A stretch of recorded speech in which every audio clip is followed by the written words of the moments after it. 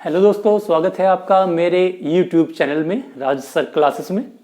यहाँ पर मैं आपको तैयारी कराता हूँ आपकी जो डेली नीड्स होती हैं, डेली करंट्स अफेयर्स होती हैं, जीके जीएस, उसकी मैं आपको यहाँ पर तैयारी कराता हूँ जो आपके काम आती है। स्टेट पीसीएस हो, यूपीएससी का कोई एग्ज़ाम हो या कोई भी क्लरिकल एग्ज़ाम आप देना चाहते हैं, उसकी प्रिपरेशन कर रहे हैं, तो आप मेरी क्लास को ज़रूर देखें और फॉलो करें।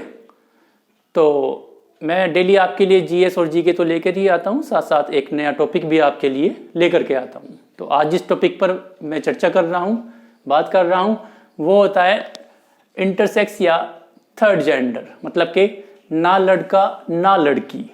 ठीक है, मान लिया कोई ऐसा बच्चा होता है कि उसमें लड़के के कैरेक्टर भी हैं, लड़की के भी कैरेक्टर होते हैं, तो ना लड़की होता है ना लड़का होता है, उसको हम इंटरसेक्स बोलते हैं। चलिए स्टार्ट करते हैं आज की क्लास को। इंटरसेक्स या थर्ड जेंडर, देखिए 2000 में से एक व्यक्ति इंटरसेक्स या थर्ड जेंडर होता है। याद रखिएगा इसको कि 2000 में से एक व्यक्ति इंटरसेक्स या थर्ड जेंडर होता है। ये क्यों होता है? थर्ड जेंडर वो क्यों बन जाते हैं? ये होता है क्रोमोसोम्स के कारण, या कोई जो हार्मोन्स होते हैं हमारे, उसका डिसबैलेंस हो जाता है, कम या ज़्यादा सीक्रेट होते हैं, कम निकलते हैं या नहीं निकलते हैं, तो उसके कारण से ये हो जाता है। ये हम डिस्कस करेंगे।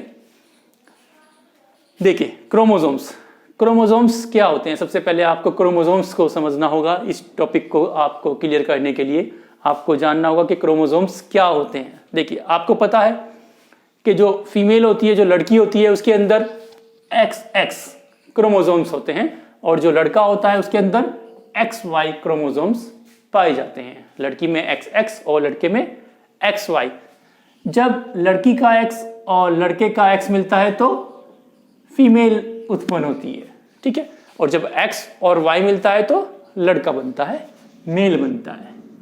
ठीक है, तो जो लिंग का निर्धारण होता है वो XX और XY दोनों करते हैं, लेकिन लड़के का निर्धारण पूरी तरह से पुरुष पर डिपेंड होता है, महिला पर डिपेंड नहीं होता कि लड़का होगा या लड़की होगी, ये मेल पर डिपेंड होता है। चलिए हम बात कर रहे थे क्रोमोसोम्स की। देखिए जो हमारा शरीर है, हमारी बॉडी है, ये सेल से मिलकर बना है। हमारे शरीर में लाखों करोड़ों सेल्स होती हैं। जो भी लिविंग ऑर्गेनिज्म होते हैं सभी, चाहे वो प्लांट्स हो चाहे वो एनिमल्स हो, सभी सेल से बने होते हैं। सेल इस तरह का स्ट्रक्चर होता है। सेल, इसमें सेल के ऑर्गन्स होते हैं, डिफरेंट सेल के ऑर्गन्स होते हैं, जैसे न्यूक्लियस होता है, राइबोसोम्स होते हैं, लाइसोसोम्स होते हैं, और भी गोल्जी बॉडी होती है, बहुत सारे ऑर्गन्स होते हैं। तो उनकी फिलहाल हम बात नहीं कर रहे हैं, केवल मैं सेल की बात कर रहा हूँ। तो इन सेल से हमारी पूरी बॉडी मिल करके बनी है। तो इन सेल के अंदर क्या होता है? सेल को हिंदी में कोशिका कहते हैं। सेल के अंदर न्यूक्लियस होता है, याद रखना, सेल के अंदर न्यूक्लियस, या हिंदी में कहते हैं केंद्रक। सेल के अंदर केंद्रक पाया जाता है। केंद्रक क्या करता है? केंद्रक हमारी पूरी सेल को कंट्रोल करता है, या controller of the cell is called nucleus. Nucleus को सेल का कंट्रोलर कहते हैं। न्यूक्लियस के अंदर थ्रेड लाइक स्ट्रक्चर, धागे के जैसी रचनाएं होती हैं, जिनको हम क्रोमोसोम्स कहते हैं। समझ गए आप क्रोमोसोम्स कहाँ मिलते हैं? क्रोमोसोम्स हमारी सेल होती है, सेल के अंदर न्यूक्लियस होता है, न्यूक्लियस के अंदर थ्रेड लाइक स्ट्रक्चर मिलता है, जिनको हम धागे के समान रचना मिलती है, जिनको हम क्रोमोसोम्स कहते हैं। इन्हीं क्रोमोसोम्स के ऊपर डीएनए होता है, और डीएनए के ऊपर या डीएनए के अंदर जीन्स होते हैं। जीन्स क्या होते हैं? जीन्स जो माता पिता से कैरेक्टर बच्चों में लेकर आते हैं, उनको हम जीन्स कहते हैं। जैसे आपने देखा होगा कि कुछ लोग बोल देते हैं कि ये तो बिल्कुल अपने माँ की तरह दिखता है, या बिल्कुल अपने पापा की तरह दिखता है, या दादा की तरह दिखता है। तो वो क्या है? वो जीन्स होते हैं, वो माता पिता से चले आ रहे हैं संतानों में, तो उनको हम जीन्स बोलते हैं, जो कैरेक्टर को लेकर के आते हैं। चलिए समझ गए आप क्रोमोसोम्स कहाँ होते हैं? न्यूक्लियस में, सेल के अंदर न्यूक्लियस में क्रोमोसोम्स पाए जाते हैं। देखिए हर सेल में 23 पेयर क्रोमोसोम्स के होते हैं। 23 पेयर क्रोमोसोम्स पाए जाते हैं हर सेल के अंदर, जिसमें से जो 22 पेयर होती हैं वो होती हैं एक जैसी सभी में, चाहे वो लड़का हो लड़की हो, सभी में 22 पेयर एक जैसी होंगी। केवल एक पेयर अलग होगी, 23वीं पेयर अलग होगी, केवल 22 पेयर एक जैसी होंगी। 23वां पेयर पुरुष और स्त्री में अलग अलग होता है। कौन सी पेयर में? 23 में क्या होता है? 23 में या तो XX होगा या XY होगा। 23वें पेयर में आपको क्या मिलेगा? XX या XY। अगर फीमेल है तो XX और मेल है तो XY। ठीक है, चलिए, जो ये होते हैं X और XY, इनके मिलने से क्या बनता है? एम्ब्रियो बनता है।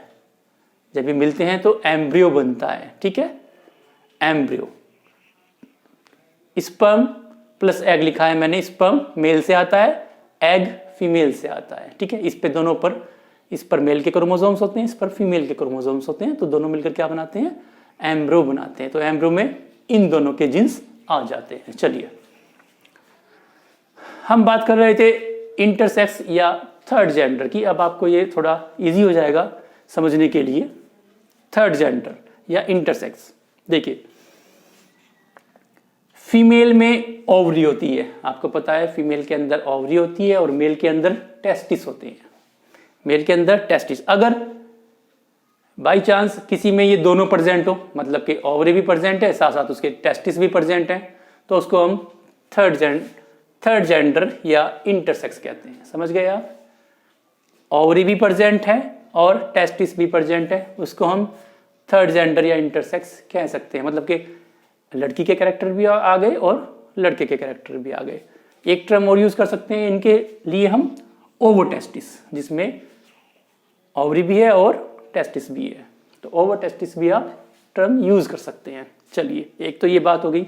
दूसरी बात, किसी किसी में 2 क्रोमोसोम्स की जगह 3 हो जाते हैं। कभी कभी मेनली तो 2 क्रोमोसोम्स होते हैं, XX या XY, लेकिन कभी कभी क्या होता है कि 3 भी हो जाते हैं। जैसे XX, दोनों XX होते तो क्या होती है? ये फीमेल होती। लेकिन अगर इसमें Y भी आके जुड़ गया तो Y किसका कैरेक्टर होता है? Y लड़कों के लिए होता है। तो इसका मतलब इसमें लड़के और लड़कियां दोनों के गुण आ गए। इसको भी हम थर्ड जेंडर या इंटरसेक्स कह सकते हैं। या कभी कभी ये होता है कि एक ही क्रोमोसोम्स बना हो, दूसरा क्रोमोसोम्स नहीं बना, किसी भी रीजन से हो सकता है, ये म्यूटेशन हो या कुछ भी कारण हो सकता है। अगर एक ही क्रोमोसोम्स बना है तो उसमें लड़के के कैरेक्टर या लड़की के कैरेक्टर आधे हैं, तो उसको भी हम क्या कहेंगे? थर्ड जेंडर या इंटरसेक्स बोलेंगे। और ये भी हो सकता है कि आपके सेल और हार्मोन्स के बीच तालमेल ना बन पाया हो या कोई जरूरी हार्मोन्स ना बना हो, इसके कारण भी आप थर्ड जेंडर कहलाते हैं। कभी कभी क्या होता है, किसी किसी में जो हमारी सेल्स होती हैं और जो हार्मोन्स होते हैं उनके बीच कोऑर्डिनेशन होता है।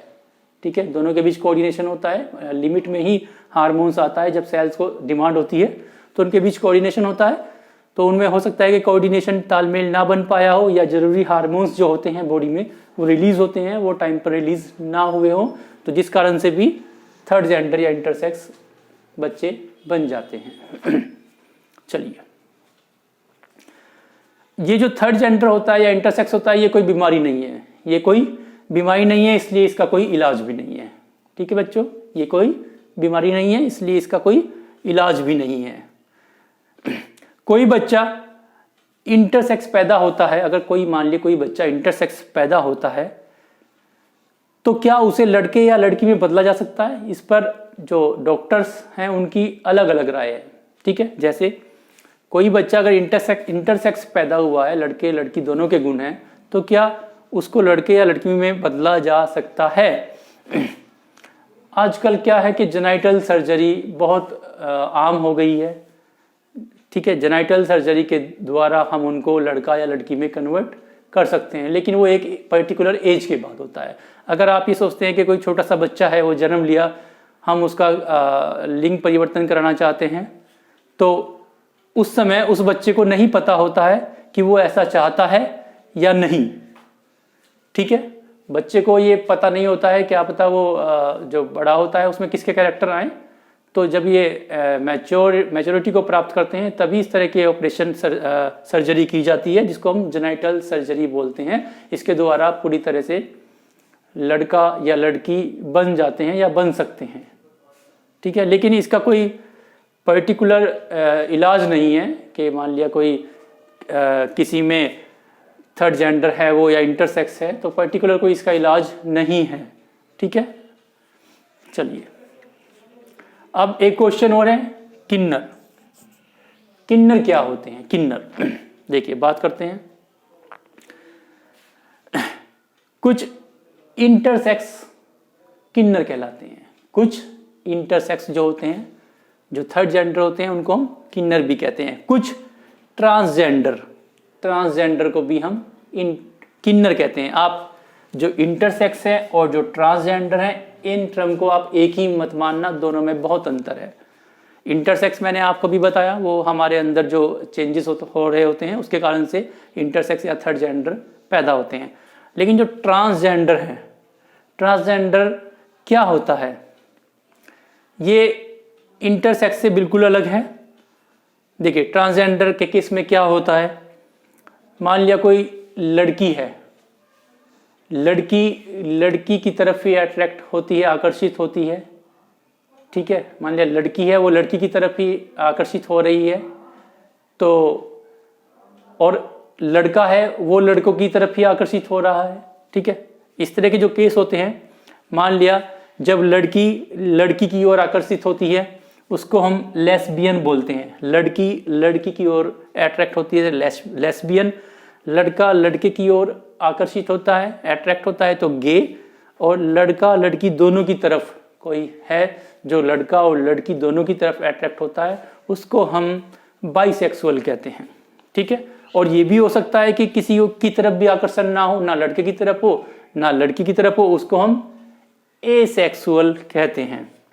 तो क्या होता है ट्रांसजेंडर के केस में, मान लिया कोई लड़की है और उसको लगता है, अंदर से फील होता है कि मैं लड़का हूँ। वो लड़की फील करती है नहीं मैं लड़की नहीं हूँ, मैं लड़का हूँ। तो बड़ी होकर वो 17-18 साल की होती है, 20 साल की होती है, तो वो अपना जो सेक्स है उसको चेंज कराकर लड़का बन जाती है। इनको ट्रांसजेंडर कहते हैं।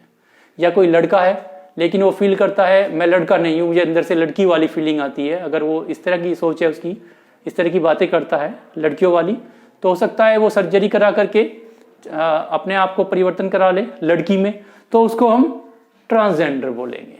ठीक है, ट्रांसजेंडर। तो किन्नर क्या होते हैं? इंटरसेक्स भी होते हैं और ट्रांसजेंडर भी होते हैं, मतलब कि वो अपना सेक्स चेंज करा लेते हैं और वो फिर ट्रांसजेंडर कहलाते हैं या किन्नर बन जाते हैं। या ट्रांसजेंडर में वो बिल्कुल लड़के भी बन सकते हैं और पूरी तरह से लड़कियां भी बन सकती हैं। तो एक टर्म आती है LGBT।